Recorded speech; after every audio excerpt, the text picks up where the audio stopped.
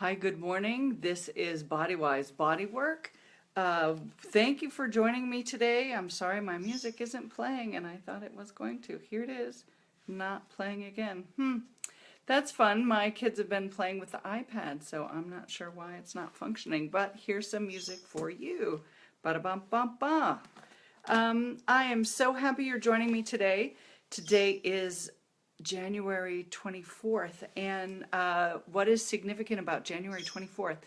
The amazing aspect of what's happening around the globe and what's happening in the world has to do with everyone watching the United States. And in watching the United States, everyone is paying a whole lot of attention to what's happening in the White House, and everyone's attention is on DC. And I would like to know if you've been paying attention to yourself, because it's January 24th, and if you decided to make plans and goals for 2017, then there is a lot going on to distract you from those goals. So I'm here to bring you back, round you up. I am Dawn Spiegelberg of Bodywise Bodywork, moving your body, freeing your mind, and elevating your spirit. And if you would like to follow these notifications, feel free to press the video and choose the option to get notifications when I'm airing, which is every Tuesday and every Friday at 9:30 a.m. PST. You can follow Bodywise Bodywork on social media at Bodywise Body, and you can find us on page 10 of the Natural Choice Directory. Speaking of the Natural Choice Directory, there is the Natural Choice Network, which airs Tuesdays at 12:30 on 1150 KKNW. Bodywise Bodywork will be a guest on the February 7th show. Again, that's Tuesday, February 7th, 1150 KKNW. Listen in for that. Wow, lots of fun things. Last Friday, I talked about being victimized, which was brilliant just before the big women's march downtown. And fascinatingly enough, I heard from a lot of people who went who didn't actually know why they were marching. Isn't that fascinating? So not only did they not know exactly why they were marching, but they were also exhausted after the march. That's a lot of energy from a lot of people focused in one area, not exactly entirely sure what they're marching about or who they're marching against. It seemed like a lot of people knew what they were marching for, which was for women, and that's women spelled with an X nowadays. But they may not know what they're marching against, and several of the women I've spoken with weren't really sure, but they just joined in for the fun of it. So I encourage you to take a stand for what you think is right, and be sure you understand what you're standing up for and what you're standing out against, because knowing and knowledge is much more powerful than standing in ignorance. Okay, so this week, I want to remind you, you still have the opportunity to get a 20-minute Bodywise life purpose plan, and that is discovering what your life purpose is. If you don't know what it is, you may also get a 20-minute Resolutionize Your Life goal planning option. If you did not receive the personal planning outline, feel free to go to www.bodywisebodywork.com. It's currently on the nav bar. Today we're going to talk about one of the questions from that plan. The question is, what happens if you don't reach one of your goals? And let's talk specifics. So one of my goals is to become healthier overall. Underneath that goal of becoming healthier overall, there are multiple details regarding that goal. I would like to lose the weight that I gained in the last 2 years because of a change in my supplements. I would like to drink more water, which promotes that shifting of weight. I would like to work out in different ways and more regularly. So those three big topics, if I don't reach the goal of becoming healthier, the result is what? So for me, the result is I'm certainly not going to be able to keep up with my children, because racing them through the playground, racing them to the car when it's appropriate, working out with them. We are going to start some sparring practice, so being able to keep up with them is super important to me, especially in sparring and cardiovascularly. So I think my cardiovascular health has decreased a little bit. And so if I'm not able to accomplish my goals, I won't be able to keep up with my children. Now, here's an interesting statistic. The oldest baby boomers, now those are the people born after the Second World War, they turn 71 this year. And those baby boomers actually aren't going to consider themselves elderly until they turn 78. So they've got 7 years in order to stay young and healthy. And most of them feel really healthy, and most of them believe that they're healthy. So I'm not close to being 70 yet. My sister is a part of the baby boomer age, and she certainly doesn't feel old or doesn't consider herself old, but I believe she might be feeling older. So what are the other outcomes of not staying healthy? One has to do with the kinds of diseases that you are more likely to get. So, of course, everyone has heard about the sitting is the new smoking. And I had to explain a little bit of that to my husband last night, because he says he's not buying it.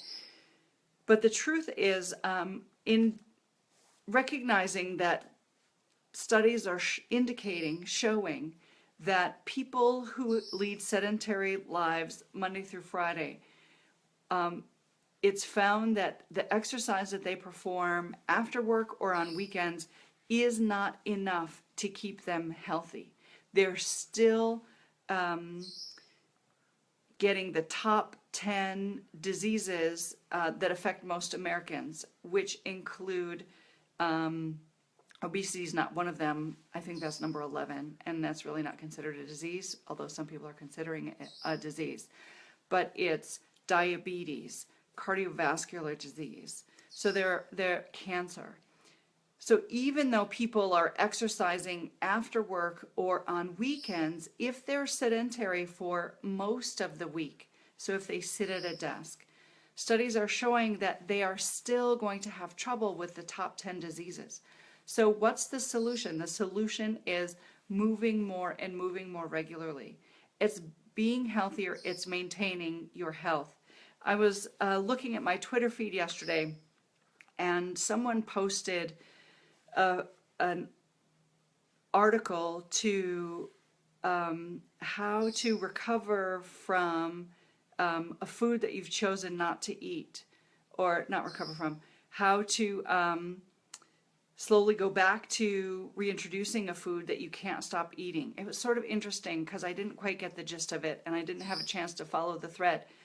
But it was about not being able to stop eating a food that's not really good for you, and going back to that food.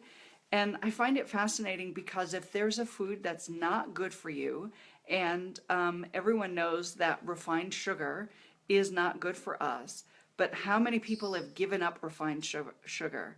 That's a really hard one. So if a food is not good for you and you stop eating it, say you stop eating it for Lent or something, but then you go back to eating it, really, how healthy are you going to be? And how long will you be able to maintain good health if you've gone back to eating sugar, which may not be good for you? In fact, I know some people who sugar actually gives them a huge allergic response. they become crazy inflamed with sugar. I also become inflamed with sugar, but it's not over the top. But I avoid sugar and lots of different kinds of sugars. Okay, so if people aren't achieving their goals, that means they're settling for second best. That means they're settling for not attaining what they really desire. And if you're not reaching your goals, if you're not living the life that you know is possible, what's stopping you? Honestly, with regard to going back to eating a food that you know is not good for you, whatever happened to the option of not eating it and then just not eating it ever again, like stopping and stopping? I think people have forgotten that. You know, interestingly, during some of the previous big wars, there were rations of sugar and other things, and so people were forced to stop. Being controlled by famine was a big deal quite a while ago. So people were forced to eat in certain ways then. And our bodies are designed to accommodate for those changes in our ability to eat. So fruits and vegetables aren't as available in the winter. So right now that foods are available all year round, because what, we're shipping them in from Mexico, we're shipping them in from China. Now that food's available all year round, people don't know how not to eat anymore. And I think that's a new skill to not eat. Okay, so if I do not keep my goal, which is to stay healthy, a part of staying healthy for me is dropping the weight, moving my body more regularly, and drinking more water. What else happens? I don't feel as good. I don't feel as good about myself. I don't think my husband feels that good about me, although that's probably just something that's coming to my mind. I know that my husband loves me, but if I'm not that attractive, if I don't feel that I'm that attractive, then that's just going to affect our marriage, right? So I would like to know, if you don't achieve your goal, what is the outcome in your life? So for me, not being healthy means I can't keep up with my kids. I'm not going to feel as attractive to my husband, which will affect our marriage. My family tends to gain weight. I prefer not to be overweight. And you just don't feel as healthy. You don't feel as good. You don't feel as confident when you're carrying extra weight. Although it's possible to feel great and to feel confident and to feel healthy when you carry extra weight, but the tendency is not to. So tell me what your goals are for this year. I will be calling people who are part of my list who watch my videos. I'm going to ask what your goals are. I'm going to ask if you need help mapping out how to achieve your goals. And I want everyone to have an awesome year. And I am spending some time investing in you in order to make that happen. Because I'll tell you, it's January 24th, and already there are so many changes happening in my life alone and in the lives of some of my clients.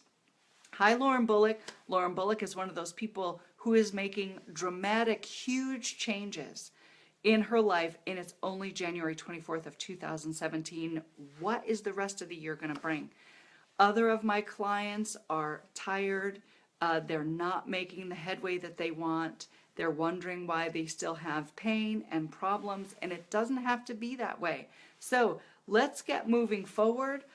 Jump on the bandwagon. When I call you, be ready with some of your goals. If you don't have goals, I'm happy to talk with you about some of your goals. If you know what your life purpose is, great. Have that ready to talk to me about it. If you don't know what your life purpose is, we can certainly have a conversation and discover what your purpose is, which will give you the motivation and the focus to keep moving forward and to grab goals and go for it. So that's a wrap up. I hope everyone has a great week. And if you need help having a great week, you can think head-wise, feel heart-wise, and move body-wise, and for sure your week will get better.